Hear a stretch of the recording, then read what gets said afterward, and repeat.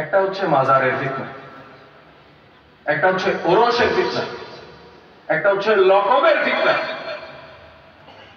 আউলিয়া কেরামগণ আমাদের পীর ও মুর্শিদ আমাদের সাথে আল্লাহ এবং আল্লাহ রাসূলের নিসবতের উপলক্ষ, কিন্তু অনেক ক্ষেত্রে আমরা আমাদের পীর ও মুর্শিদের প্রতি সম্মান প্রদর্শন করতে গিয়ে তরিকত তাসাউফের সমস্ত এটিকেট ভুলে দিয়ে আমরা এমন এমন লকব আমরা ব্যবহার করছি যেটার অর্থ পর্যন্ত অনুধাবন করার ক্ষমতা আমাদের নাই। আজ মাইজভান্ডার দরবার শরীফে আমি জানি এই কথাগুলো আপনারা বলতে পারবেন না, কারণ আপনারা মাইজভান্ডার শরীফের প্রতি একটা সম্মান, একটা মহব্বত আপনার অন্তরে ধারণ করেন।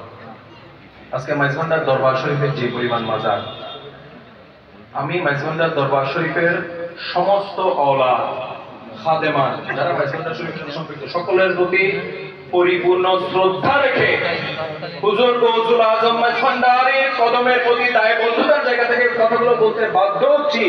আজকে অনেকে মাইজভান্ডার দরবার শরীফকে গৌসুল আজম মাইজভান্ডার রওজা শরীফ চিনে না,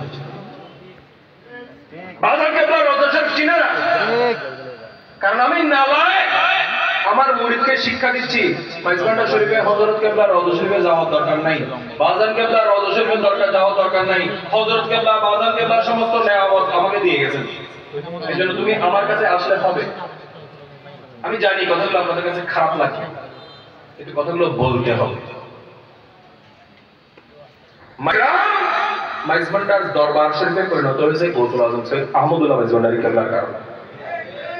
মাইজভান্ডারীর তরিকা এই অঞ্চলের গণ্ডি পেরিয়ে সমগ্র বিশ্বে আলো ছড়াচ্ছে, যার কারণে গৌসুল আজম মাইজভান্ডারীর অন্যতম প্রধান বেলায়েতের নিয়ামতপ্রাপ্ত কুতুবুল আখতাব গোলাম রহমান সৈয়দ গোলাম রহমান মাইজভান্ডারীর কারণে তাদের আজমতকে আড়াল করে, তাদের আজমতের সাথে প্রতিযোগিতা করে, তাদের আজমতের সাথে বেয়াদবি করে, তাদের লকবের সাথে কম্পিটিশন করে তরিকতের কোন খাদমত আমরা আঞ্জাম দিচ্ছি, এর জবাব তার হাসরের ময়দানে আমাদেরকে গৌসুল আজম মাইজভান্ডারী বাবাদেরকে আপনাকে দিতে হবে।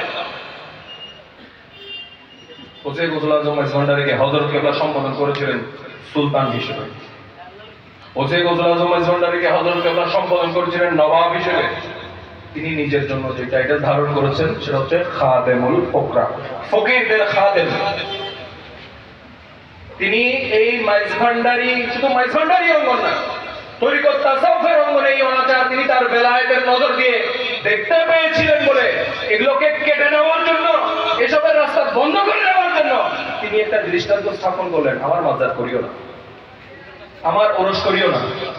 আল্লাহর ওলির মাজার করা জায়েজ, আল্লাহর ওলির ওরস সজায়া করা জায়েজ, কিন্তু আমরা ভুলে যাই তরকারিতে লবণ যতটুকু দরকার ততটুকু দিতে হবে। বেশি দিলে খেতে পারবেন, কম দিলে খেতে পারবেন। তাহলে প্রত্যেকটা কিছুর মধ্যে একটা ইনসাফ আল্লাহ জালাল ঠিক করে দিয়েছেন কিনা মাইজভান্ডারী শরাফতের অঙ্গনে, সেই ইনসাফের মানদণ্ড আমাদেরকে ঠিক করে দিয়ে গেছেন ওসি গৌসুল আজম সৈয়দ।